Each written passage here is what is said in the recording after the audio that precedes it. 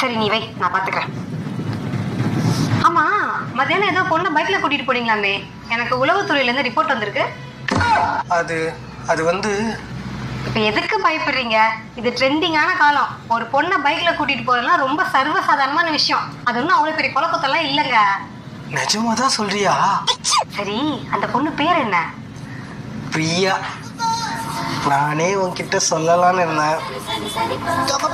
இந்த ஃபர்ஸ்டே சொல்லியிருந்தா நானே அந்த பொண்ணு கிட்ட போய் பேசியிருப்பேன்ல. இப்போ ஒன்றும் இல்லை, நாளைக்கு நான் வந்து அவர்கிட்ட பேசுறேன். உன்ன மாதிரி பொண்ணாட்டி எல்லாருக்கும் கிடைச்சிட்டா இந்த நாட்டுல பாதி டிவோர்ஸ் நடக்கவே நடக்காது. இப்போ உங்களுக்கு பிடிச்ச பால் பாயசம் பண்ணியிருக்கேன், இருங்க எடுத்துட்டு வரேன்.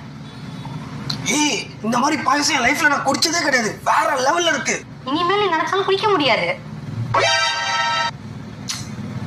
லைட்டா பாய்சன் போட்டுறேன், வேற ஒன்றும் இல்லை.